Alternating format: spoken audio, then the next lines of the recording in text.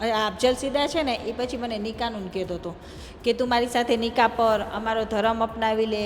આવી રીતના એ લોકોનું પછી ટોર્ચર ચાલુ થઈ ગયું. પછી ટોર્ચર ચાલુ થઈ ગયું પછી થોડાક દિવસ પછી અનિશાબેન મારા ઘરે આવ્યા કે અફજલ સીડા સાથે તું સમાધાન કરી નાખ. તો મેં કીધું કે ના, મારે સમાધાન નથી કરવું. આવી રીતના પછી અનિશાબેન મને હોટલમાં લઈ ગયા કે અફજલ સીડા સાથે ખાલી વાત તો તું કરી લે, આમ ને તેમને. પછી એ લોકો મને લઈ ગયા હતા અફજલ સીડાને મળવા. પછી અફજલ સીડાએ અહીંયા મારી સાથે જબરજસ્તી કરી. પછી મને ધમકાવતો હતો કે આ બધું તારા ઘરવાળાને કહી દઈશ, તારા હસબન્ડને કહી દઈશ, તને ક્યાંયની નહીં રહેવા દઉં. આ બધું કરતાં પછી મેં ના પાડી. એટલે એમ જ કહેતો હતો કે અજમેર જઈને નિકાહ પડી. મારા છોકરાને મારી નાખવાની ધમકી મારતા હતા કે એસિડ નાખતી હતી. તો મારા હસબન્ડ છે ને મને બચાવવા માટે બચાવતા હતા. તો મારા બાજુવાળા છે ને એ જોઈ ગયા કે એમના હસબન્ડ છે યાને મારે છે, પણ મારા હસબન્ડ મને મારતા નહોતા, મને બચાવવાની કોશિશ કરતા હતા. એટલે અમારા આજુબાજુવાળા છે ને આવ્યા, એને મને કીધું કે આવી રીતના ન કરો, તમે સાચા છો તો ન્યૂઝવાળા પાસે વયા જાઓ ને બધું કરો. અને આ બધું કર્યું. પછી અત્યારે પોલીસ બધી મારી ફરિયાદને બધું લેવાઈ ગયું છે. અને કાલના ન્યૂઝમાં એમ આવતું હતું કે અફજલ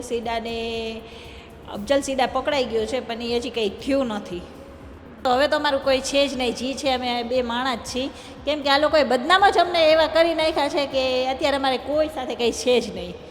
સાવ પૂરું જ કરી નાખ્યું છે, અમારું કોઈ છે જ નહીં. રાજકોટથી એક ચોંકાવનારી ઘટના સામે આવી છે, જેમાં હિન્દુ પરિણીત મહિલાને એક વિધર્મી યુવક દ્વારા ફસાવવામાં આવે છે અને તેમને પછી એવી યાતનાઓ આપવામાં આવે છે કે જે સાંભળીને તમારા રૂવાટા ઊભા થઈ જશે. આપણી સાથે એ પીડિત મહિલા જ છે, તેમની સાથે સીધી વાત કરશું. પોલીસ ફરિયાદ પણ આ કેસમાં નોંધાઈ ગઈ છે. બેન, શું કહેશો? આખી ઘટના છે, પોલીસ ફરિયાદ પણ નોંધાઈ છે. પહેલેથી વાત કરો કે આખું તમારી સાથે શું બન્યું? અમે ને અનિશાબેન છે ને ઇન્સ્ટાગ્રામમાં ફ્રેન્ડ હતા.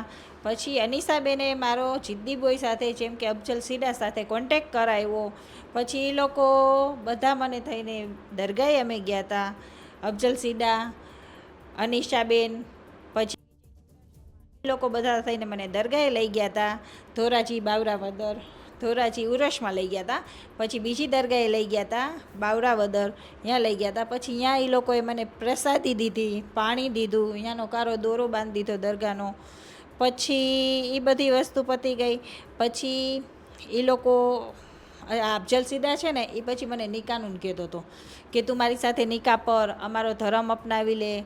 આવી રીતના એ લોકોનું પછી ટોર્ચર ચાલુ થઈ ગયું. પછી ટોર્ચર ચાલુ થઈ ગયું પછી થોડાક દિવસ પછી અનિશાબેન મારા ઘરે આવ્યા કે અફજલ સીડા સાથે તું સમાધાન કરી નાખ. તો મેં કીધું કે ના, મારે સમાધાન નથી કરવું. આવી રીતના પછી અનિશાબેન મને હોટલમાં લઈ ગયા કે અફજલ સીડા સાથે ખાલી વાત તો તું કરી લે, આમ ને તેમને. પછી એ લોકો મને લઈ ગયા હતા અફજલ સીડાને મળવા. પછી અફજલ સીડાને મળવા લઈ ગયા. પછી કે તું બીજા રૂમમાં જા. પછી અનિશાબેને મને બીજા રૂમમાં મોકલી અફજલ સીડા સાથે. પછી અફજલ સીડાએ અહીંયા મારી સાથે જબરજસ્તી કરી. પછી મને ધમકાવતો હતો કે આ બધું તારા ઘરવાળાને કહી દઈશ, તારા હસબન્ડને કહી દઈશ, તને ક્યાંયની નહીં રહેવા દઉં. આ બધું કરતાં પછી મેં ના પાડી. એટલે એમ જ કહેતો હતો કે અજમેર જઈને નિકાહ પડી. એટલે પહેલાં મેં હાઈ પાડી હતી, એવું નથી. મને દરગાહેથી લઈ આવ્યા પછી મેં હાઈ એને કીધું હતું કે હા વાંધો નહીં. પછી એનું રોજનું ટોર્ચર ચાલુ થઈ ગયું કે હાલ હવે ક્યારે કરીશ મારી સાથે મેરેજ, ક્યારે કરીશ. એટલે મેં તો થોડોક ટાઈમ જવા દે. પછી એવી રીતના કરીને એને મારા હસબન્ડને બધી વાત કરી દીધી કે તારી વાઈફ છે એ મારી સાથે આવી રીતના છે. પછી મારા હસબન્ડને કહી દીધું. પછી મને જેમ ફાવે એમ ઇન્સ્ટાગ્રામમાં મારા નામના લાઈવ કરીને આ લોકો મને બદનામ કરતા હતા. અનિશાબેન કાશમાણી, અફજલ સીડા, એ બધા મારા નામના લાઈવ કરતા હતા અને બસ મને ધમકાવતા હતા. મારા છોકરાને મારી નાખવાની ધમકી મારતા હતા. આખું કેટલો ટાઈમ ચાલ્યું અને શું તમને યાતનાઓ મળી આમાં? એટલે અનિશાબેનને છે ને હું 1.5 વર્ષથી ઓળખું છું અને અફજલ સીડાને હું 4 મહિનાથી ઓળખું છું. કેટલો ટાઈમ આ બધું ચાલ્યું? આ ચાલ્યું એટલે આ વસ્તુ 1.5 મહિનો થયો છે. 1.5 મહિનાથી સતત એ લોકોનું મને ટોર્ચર ચાલુ છે.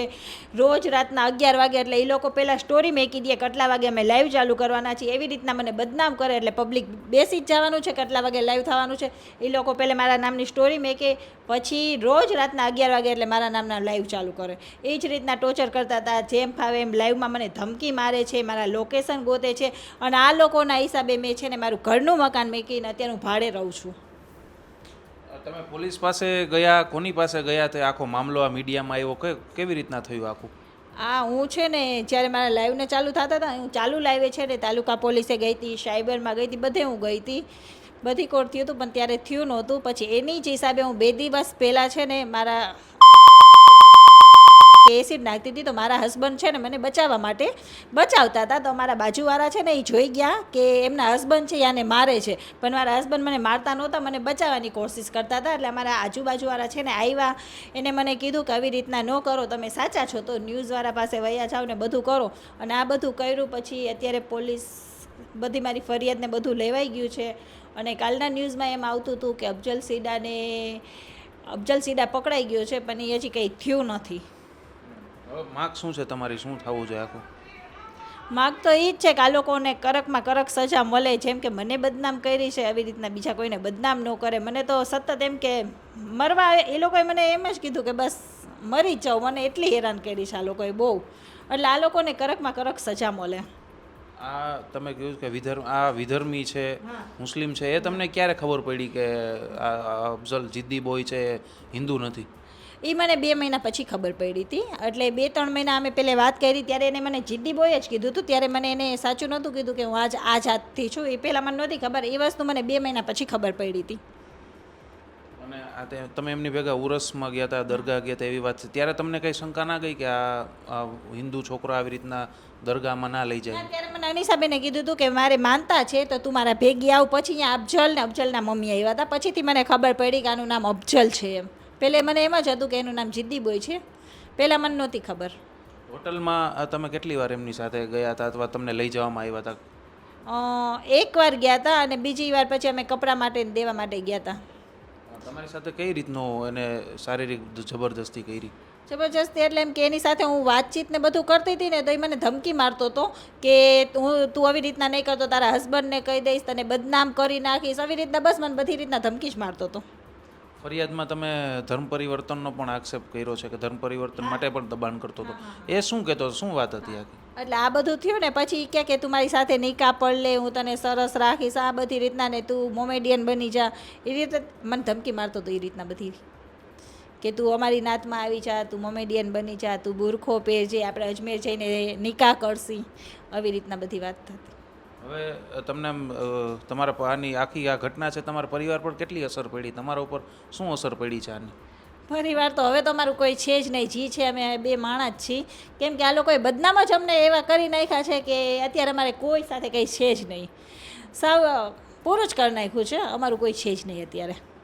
અનિશા બેન તમે જેનું નામ લ્યો છો એ મીડિયા સમક્ષ આવ્યા હતા અને એણે એવો આક્ષેપ કર્યો હતો કે આ તમને બધી ખબર જ હતી, તમે તમારી મરજીથી જ બધું કર્યું છે, કોઈ દબાણ તેમના દ્વારા નથી કરવામાં આવ્યું. ના, અનિશાબેને જ મને જિદ્દી બોયનો અફઝલ સીડાનો કોન્ટેક્ટ કરાવ્યો હતો. હું એને ઓળખતી નથી. અને અનિશાબેના હજી ભાઈ છે નામ લે છે વચમાં, એમનું આમાં કંઈ છે જ નહીં. બસ એ ખોટા બીજાના આમાં આરોપ નાખે છે કે પૈસા માંગે છે, આ માંગે છે. તો અનિશાબેનનું હરેક વસ્તુ મારી પાસે છે. એટલે અનિશાબેન તમે બીજા કોઈનું નામ ન લ્યો, બધું મેં મારી મરજીથી કરી છું અને કરાવવાવાળા તમે હતા. અનિશાબેને તમને એવું આ જિદ્દી બોય વિશે શું કીધું કે તમે એમને મળ્યા, એમની સાથે દોસ્તી કરી? એટલે આ જ્યારે જિદ્દી બોય છે ને એને દવા પીધી હતી, ફિનાઇલ પીધી હતી. એટલે એને અનિશાબેને મને એમ કીધું કે આપણે આને ખબર પૂછી. એ રીતના અમારા ત્રણેયનું ગ્રુપ બન્યું હતું. અનિશાબેને કીધું હતું કે આપણે આની ખબર પૂછી. એમાંથી એ લોકોનું અમારી વાતચીત ચાલુ થઈ હતી ઇન્સ્ટાગ્રામમાંથી. હવે શું આશા રાખી રહ્યો છો પોલીસ પાસે? બસ આ લોકોને કડકમાં કડક સજા મળે. તમારી પાસે કઈ પૈસા પડાવવાની પણ વાત કરવામાં આવી? કેટલા પૈસા પડાવ્યા છે? હા, અનિશાબેન એ બધું કહે છે, એ બધું સાવ ખોટું છે. અનિશાબેન પાસે મેં કોઈ દિવસ રૂપિયો નથી માંગ્યો. અનિશાબેનને સામેથી મેં પૈસા આપ્યા છે અને મારી પાસે ગૂગલ પ્લે એન્ટ્રી ને બધું છે. એટલે અનિશાબેન આ વસ્તુ છે ને સાવ ખોટું બોલે છે. અનિશાબેનનું પહેલેથી આ જ કામ છે. એટલે અનિશાબેન સાવ ખોટું બોલે છે આ બધું. પૈસા માંગતો કે માત્ર અનિશાબેન જ પૈસા પડાવતો? હા, અફઝલે માંગતો. અફઝલને મોકલેલા છે મારી પાસે, એ છે મારી પાસે. એવી કઈ વાત હતી કે તમને છોડવા માટે અથવા તમને હેરાન ન કરવા માટે પૈસા માંગતો હોય કે એવું કઈ હતું? શું કહેતો કે તમે આમ કરો તો હવે હેરાન નહીં કરે, કે માત્ર લગ્ન કરવાની જ વાત કરતો? ના, લગ્ન કરવાની એ વાત કરતો ને આવી રીતના કરતો ને ધમકી મારતો, પૈસાનું માંગતો હતો. પછી મારી પાસે હોય તો હું એને મોકલતી હતી, ન હોય તો હું એને નાઈ પાડી દેતી હતી, મને ધમકાવતો હતો.